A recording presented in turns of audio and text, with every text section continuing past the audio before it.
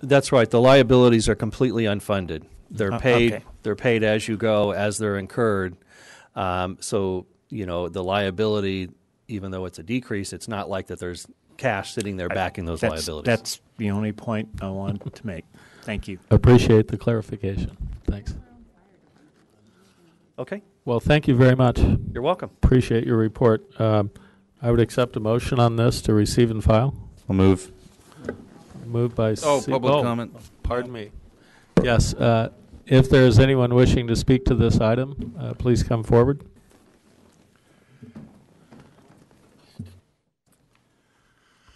Good evening, Barry Levinson again. There's a couple of things that maybe the consultant could answer these questions, or one or two of these questions.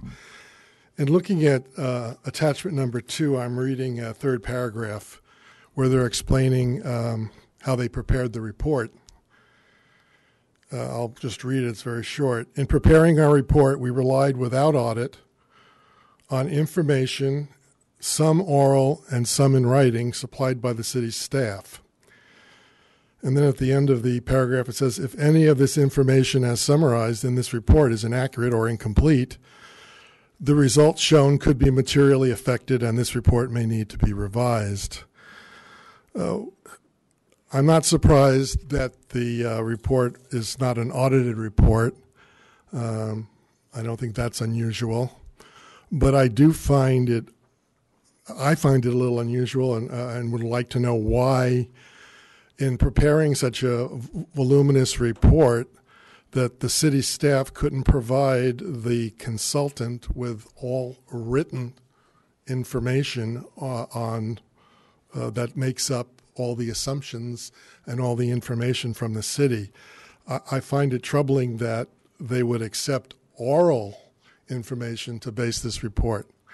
It seems to me it makes it less valuable as a tool going forward, especially since a lot of this is based on assumption and estimates to begin with. But to say it's based on oral information, how does one check who gave the oral information, what was given orally, how much, what percentage? As an auditor, I find that troubling. And to me, it lessens the value of this report. And that's what you want. You want the best report possible. That's what we all want here. I also want to point out that as part of this report, it makes it clear that as of today, no assets, meaning no monies, have been set aside to help pay for this $35.146 million unfunded liability as of next year. As a matter of fact, I had a chuckle.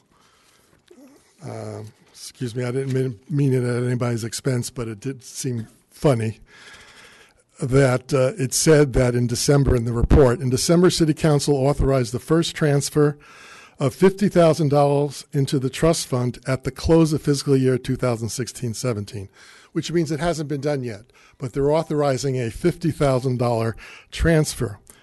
Now, being a numbers guy as I am, I looked at the $50,000, which you haven't yet provided, and divided it into the unfunded liability as of next year, and it came out to 0.0014 or 0.14%. That means once at the end of this fiscal year, come June, when you provide the 50, assuming you do so, and provide the transfer of that $50,000, your unfunded liability will go down from 100% to 99.86%. Bravo.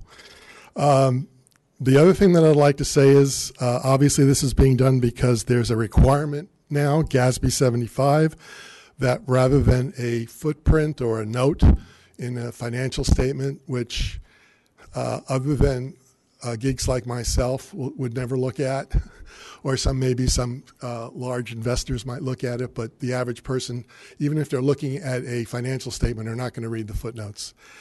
Now it's part of the balance sheet. It sticks up. Now all of a sudden the liability becomes an issue because people will see it. A lot more people will see it. But my concern is that regardless of how it's reported, why has this council all of you, except for the exception of Mr. Silva, who was just elected, have been on board at least 5 years or close to 5 years, have not addressed this huge unfunded liability. Why have you waited till this end of this year to finally start funding it? And like I said, after you fund it by the $50,000 that you've authorized, you're going to have a 99.86% unfunded liability, which obviously means how are you going to come up with this money?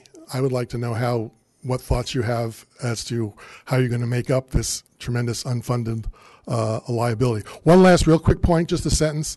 One of his assumptions was he said the next 10 years, he did say that he thought that the rate of increase in medical care will go down. Everything that I've read states that as we get older, the rate of increase is going to go way up. So I didn't understand that at all. Thanks. I do appreciate your questions, and I think we, among at least 2 or 3 parties here, may be able to answer some of those. Were you interested in doing that, or Ms. Beatty?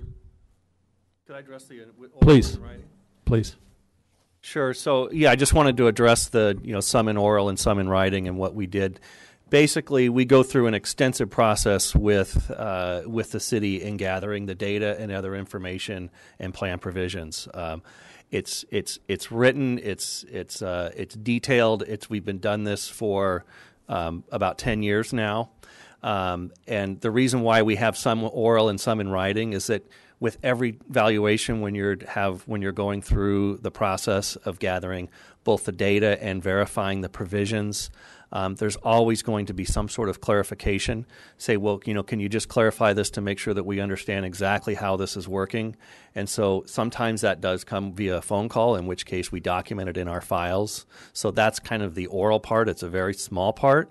And that's, so that's the reason. But I do want to say that it's a very extensive and detailed process that we go through in gathering the data and as well as all the plan provisions to be valued. And secondly, with regard to the audit, we don't personally audit the data.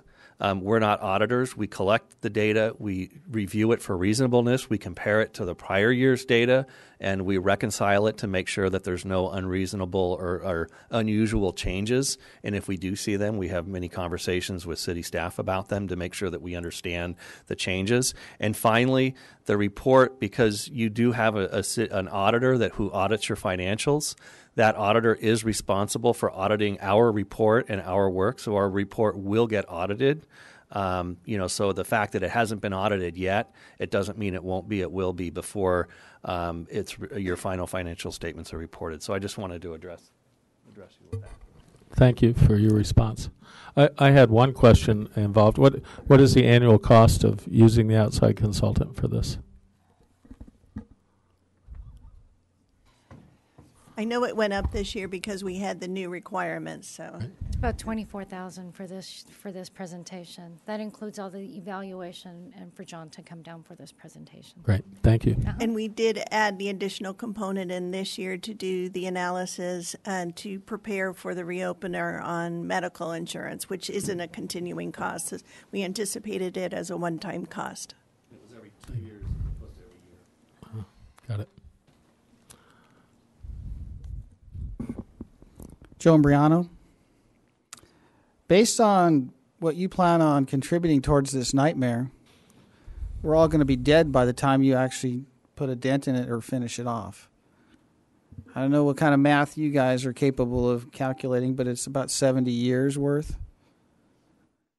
I don't know if you pay attention to the news or global events. I don't know if you're familiar with what's going on in Venezuela right now, but the country is in economic collapse. And it's because of the oil prices. Now, that's not what we're dealing with here. The gross domestic product of the city is actually taxation. That's our industry. Well, you know what? When we're out of money and nobody has any money to pay what you overspent, we're going to be rocking the cattle truck looking for a meal like they did in Argentina when their economy collapsed. We're going off a cliff, folks.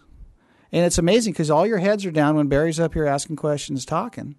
And you're all looking at your monitors or acting like, you don't want to be here. And you almost passed this public comment period over. And Mr. Whitaker, you know better. You've been at this a long time.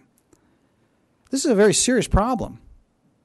It's a huge problem. But when we're up here getting ready to give away raises to get the fire department union vote and the police union vote, everybody's all smiles and you got your hair all done up real nice. And I'm being specific to Miss Fitzgerald because she loves those meetings. The city's broke. It's going broke faster and faster every time I come in here. But yet you give us a little trinket. You know, you'll put up a staircase and have a ribbon cutting, and you'll put up a nice bridge to nowhere and act like you've done us all a favor. And yet this issue hasn't been dealt with for years and years by people that call themselves fiscal conservatives. That's baffling. I have wanted an audit of the city's finances for some time. I really am going to push for it.